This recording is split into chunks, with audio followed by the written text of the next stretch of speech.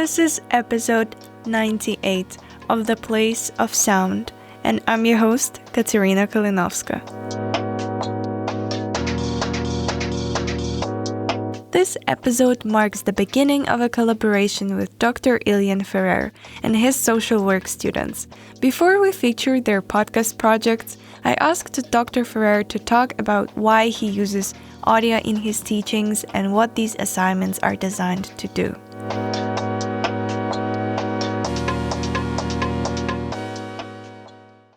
Hello, dear listeners of The Place of Sound. Today I'm here with Ilyan Ferrer. Nice to meet you from me and from our listeners. So today's the format is the interview, and I'm going to ask Dr. Ferrer or Ilyan some questions about his course and what he does. So I'll start from, for our listeners, meeting you for the first time, can you introduce the course and tell us what you do? Sure.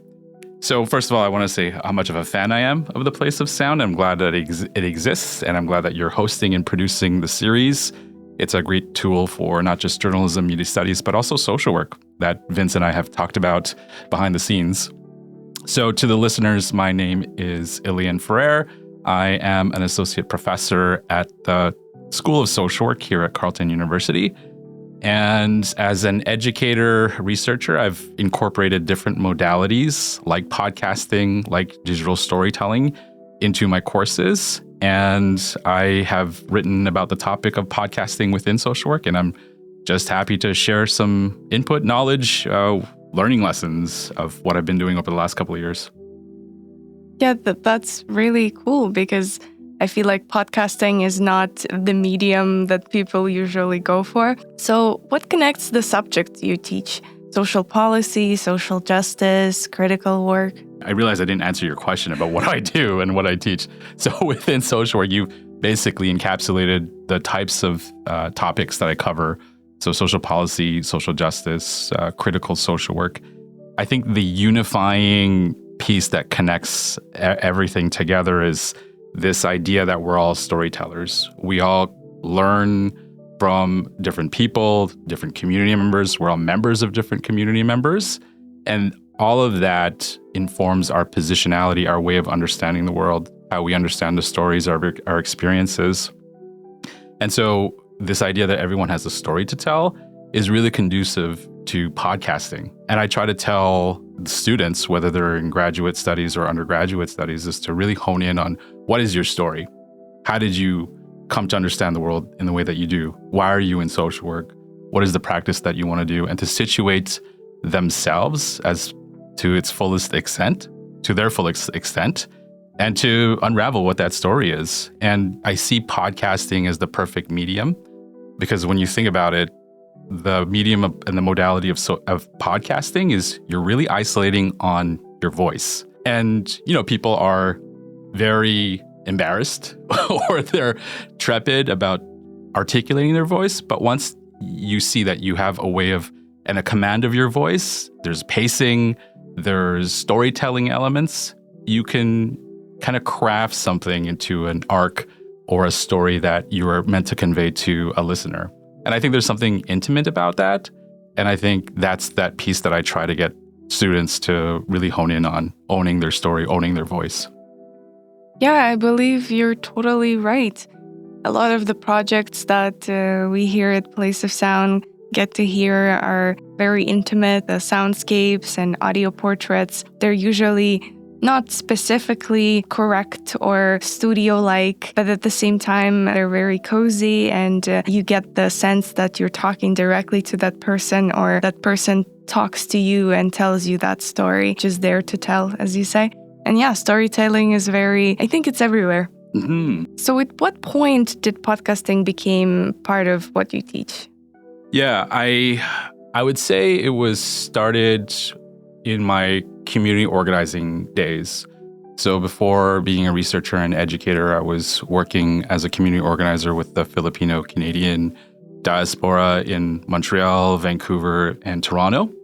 And it was there that one of the campaigns or things that we did was host a radio show program. So in Montreal, it was through the community campus radio station at McGill, CKUT. Mm-hmm. And we had a program that was called Sigaw ng Bayan, or Cry of the People.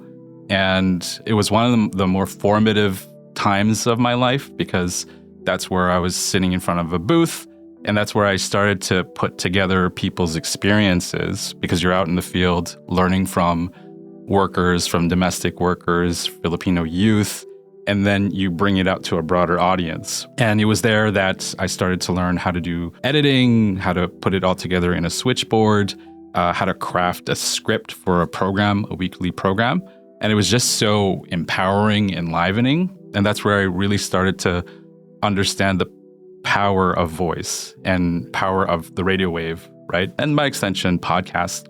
I think it's really important what you said earlier, the art of storytelling, but there's also the other piece of the art of listening, right? So when you craft a story, like, let's say I wanted to talk about my childhood, right? You could, in a podcast, put together, let's say, a lullaby paired with the way that I re-articulate stories of my mother, let's say, or my childhood. So there's the art of retelling that story, but also to the listener who is being asked and invited to observe, experience that story. And I think that's also what I tell my students, right? That there's the art of listening, but also the art of storytelling. But anyways, just going back to what you were saying. So it was really born out of community radio that I started to see the impact and potential of podcasting. And ever since then, I've tried as much as possible to partner with the community radio station in the classroom. So I was also a professor out at the University of Calgary, the Faculty of Social Work, and I worked with CJSW. Now here at Carleton, I'm partnering a lot with CKCU, and basically, whenever possible, creating assignments that ask students to link up with the radio station, use their studio space. We have these beautiful creation studios here at Carleton, and see and really enact and go through the process of storyboarding, struggling with editing, struggling with your voice, with the mics, and creating podcasts in the hopes that they also might see and pursue a pathway in radio or broadcasting or podcasting.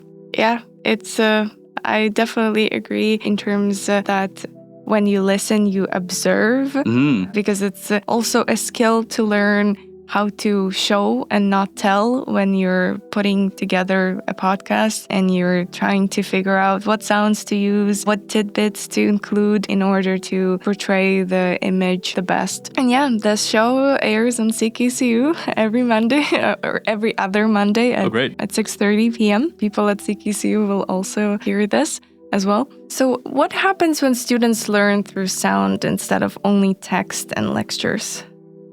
I think it goes down to what we were talking about earlier, that everyone has a story, right? And requiring and acknowledging and recognizing that everyone has a story, everyone has their own voice that we can listen to. I think one of the earlier podcasts that was really drawn into the medium was Connie Walker's Finding Chloe. I don't know if you listened to that. That's based on the CBC, and she's won a number of Pulitzer Prizes, and she retraces the experiences of Indian residential schools and the intergenerational trauma. There was also another podcast in Canada Land, I think by Ryan McMahon. He also produced a podcast titled Thunder Bay. And it was really these long-form, serialized podcasts that really enlivens people's experiences.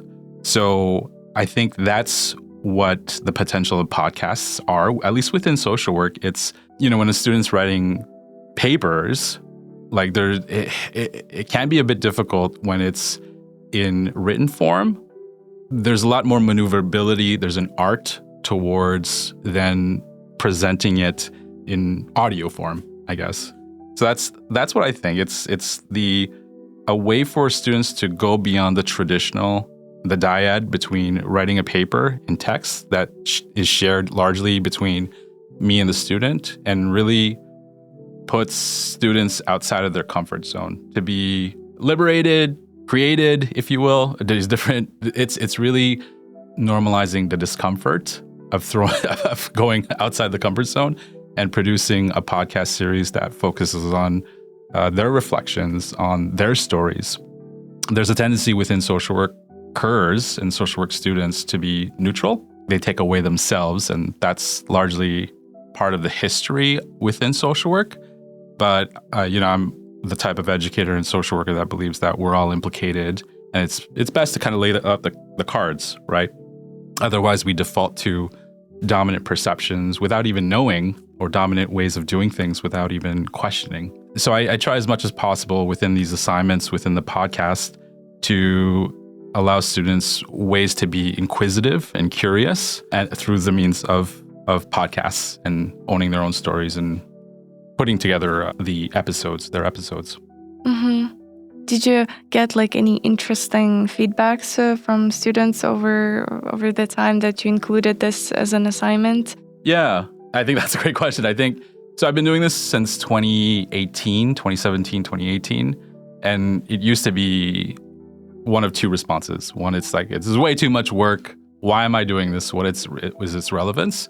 But I think over time, there's another perspective where students appreciated their ability to be creative, to push the envelope, to push themselves through the podcasts. And I think even some students have come back to me retrospectively and said, look, I'm glad that you offered this modality because it allowed them to become less bored or challenge themselves in ways to think about their education or their practice in ways that they hadn't. And I think that's usually, as an educator, what I strive for. It's not the immediate. So I kind of assume that students won't like the assignment or are going to be bothered by it, but I think it's down the line. It's like I'm planting seeds in the hopes that in the future they see the utility of exploring non-traditional means for evaluation, for developing their skill set or developing capacity.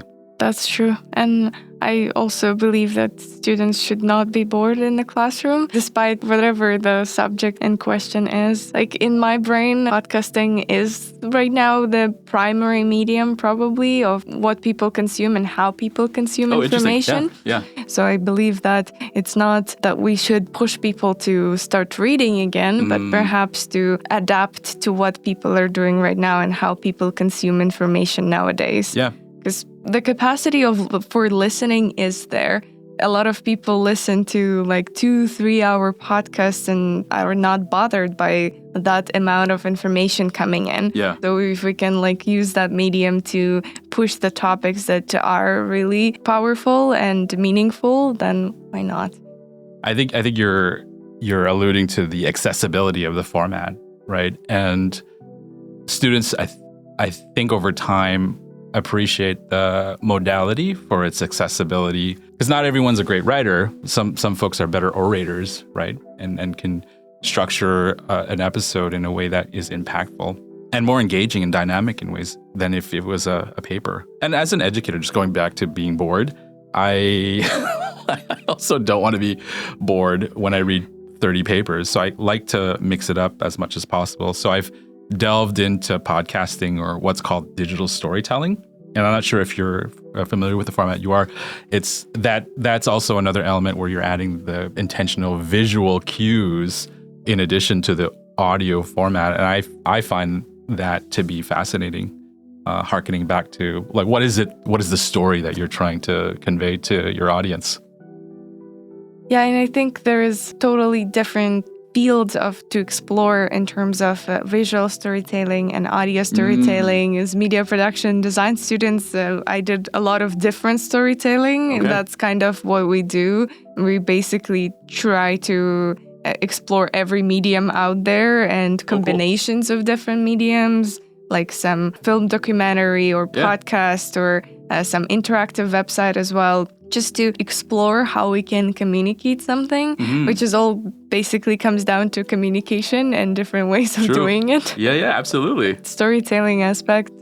I believe we're all storytellers and we just need to find our medium and the one we prefer. But the sound, as the host of the Place of Sound, I do believe podcasting is probably my favorite way. Okay. Just because it allows to, as you said before, have the ability to ask listener to observe and also to create some kind of atmosphere. Mm. And you can zero in more on some particular things when you do a podcast rather than when you shoot a film or do something more.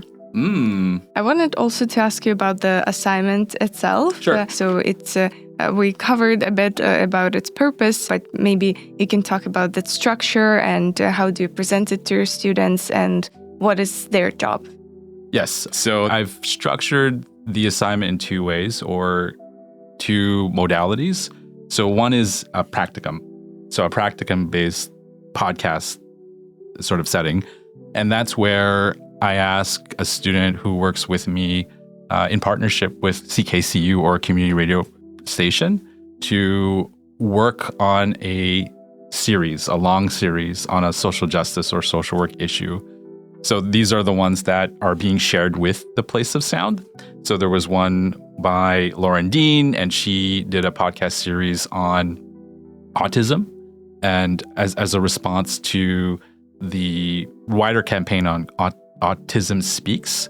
So she wanted to showcase the lived experiences of those who have lived experience with autism and to challenge dominant perceptions of what it is like to have autism or live with autism, experience it, be educated, the broader education. And so for someone like Lauren, she would be out on her own and conduct interviews, long form interviews with different informants and storytellers.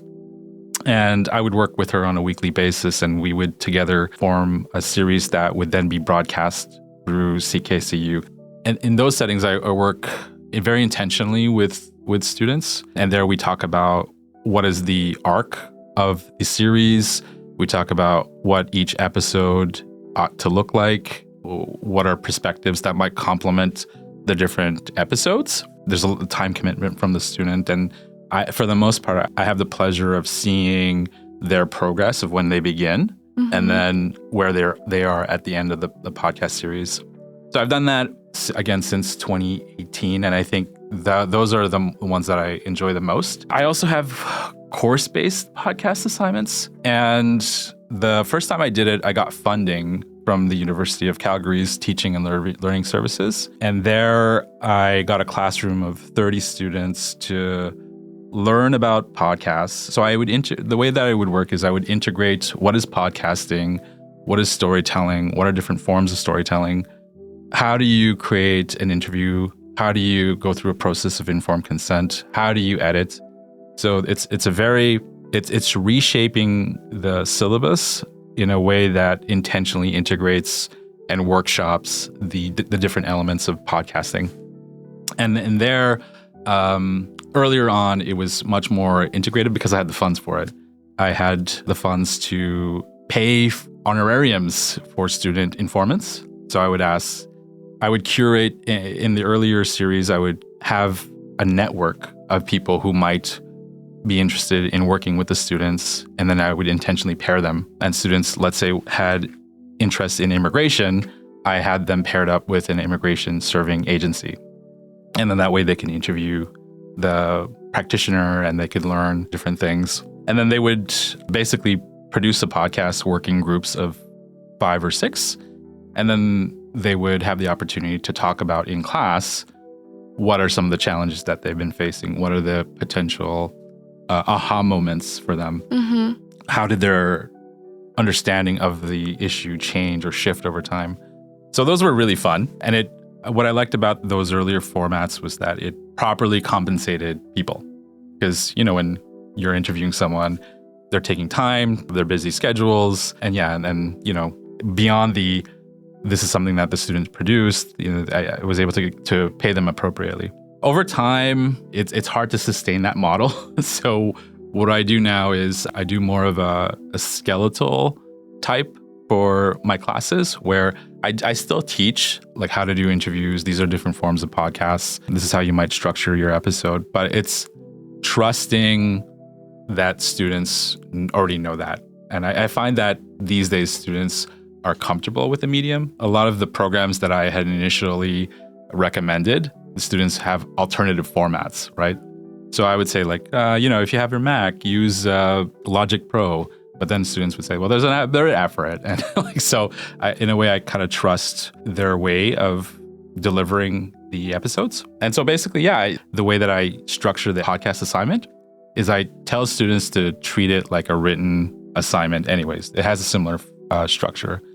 You have an introduction to an issue, there's a literature review or ways to contextualize the issue, and then there's your analysis.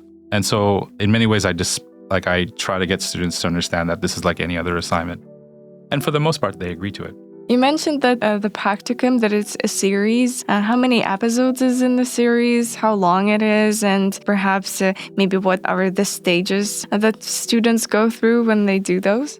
So I would say it depends. So if you're doing a year-long practicum, for instance, I think for Lauren, that was a year long, and it was a 10-episode arc. And the episodes are largely dependent, or the length is largely dependent on what is airable for CKCU. And so they ask for 20 to 30 minutes, as you already know. So we structure it along those lines.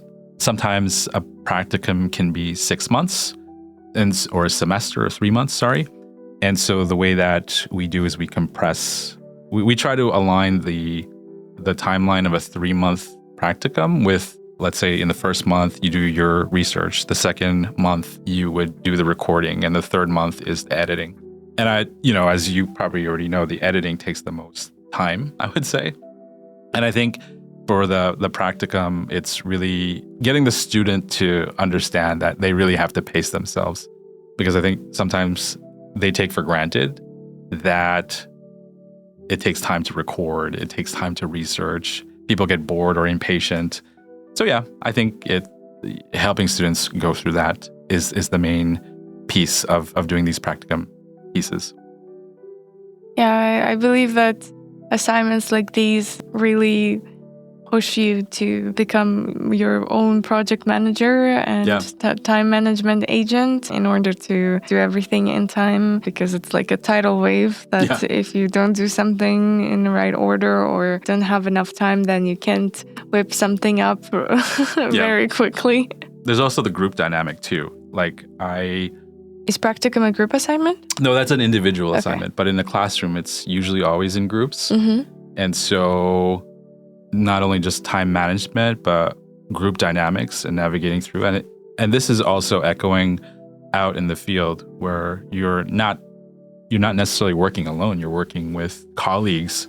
So I think I like to throw students in those dynamics, even though I know they hate it, but it mirrors the actual work experience. And, the group dynamics are such where maybe someone is really into it, and then others who are more like, let me just do what I need to do and just pass. I think that is of utility because it allows students to either work as a collective or can, maintain whatever style and supersede others. I believe it's equally important to navigate through tension and challenges that arise in the group context. I agree. Group dynamics can be interesting. They can be pleasant or not. Yeah. But I'm curious, how do the podcasts look like when a group is producing? So are they all talking, or is it just one person narrating and somebody else editing? That's throughout the class. That's where we talk about these different modalities and responsibilities that students might have in a group setting. At the beginning, because we were working intentionally with the radio station, where I was offering, I think I hired a radio programmer to help navigate. So those were really polished because they could send whatever things that they produced to the programmer, and then it was quality types of podcasts. But then over time, I didn't have someone to hire, and so the quality changes, even the recording changes, right? And as we know that in the place of sound, having crappy audio does impact the listening experience, right? So I get students to try to pay attention to the quality of the recording and what they have as an input, and also to the fact that you can designate roles, but it's not as fun if you have only one person talking, or if it's only one speaker. So I try to get students to try to be as collaborative as possible without imposing. I think like I said, there's utility if students have it go one way, are not as proud. I think there's a learning lesson in hearing what is the output, right, and the decisions you make, even with not so good quality podcasts. Yeah. But I also believe for the people who are just starting to make media, talking and having the ability to then edit it is a bit easier than actually staring at the camera, being on screen. Yeah. Because you're much more self-aware when you're looking at yourself for 20 hours while you're edited. So I believe also that comfort zone is out there, but it's also not as hard as maybe when you're actually shooting a movie or recording just a face video. Yeah. It's the exchange. It's getting them to sit in a booth or to the actual process of interviewing that I want to get students in. And just, I know that there's initial anxieties of, hey, we're not podcast producers. What are we doing here in social work? But I try to reassure students that that's not the point. I know that you're not podcast producers. It's more of, I want you to go through the process of researching a topic, go through the process of finding someone who's an informant, sharing your stories with them, and then curating it in a way that makes sense for a social work podcast episode.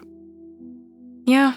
As you say, I believe that it's valuable to have that medium and to share the story through the medium. And it's as any other assignment, it has pretty much the same structure, but the accessibility is much higher, in my opinion, nowadays. Yeah. And it's also, even though maybe some students might be we're not podcast producers, but I'm sure in the end they are glad that they had the chance and they acquired the skill. So in the future, they might use it to tell a story. Yeah, I agree with that fully. And I also tell students that I try to think about this as an opportunity to move beyond the dyad of instructor and student.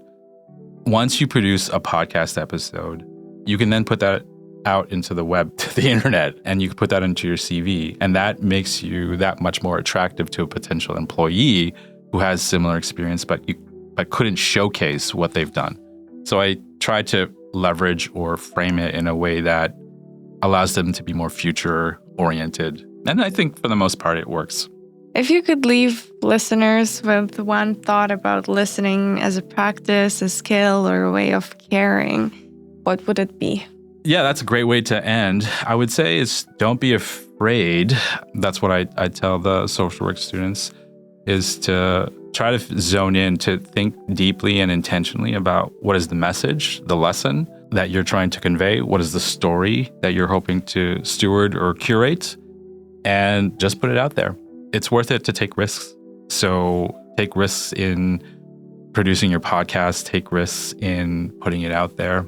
And you can't control how it's going to be received by a broader audience, but you can only control your own story, right? So that's, I guess, what I leave students with. Say your story out loud. Thank you very much. Thank you. It was a pleasure. Yeah, pleasure. And that brings us to the end of today's episode. Thank you for joining us. This interview sets the stage for the student podcasts we'll be sharing soon. Stories shaped through learning, listening, and lived experiences. Until next time.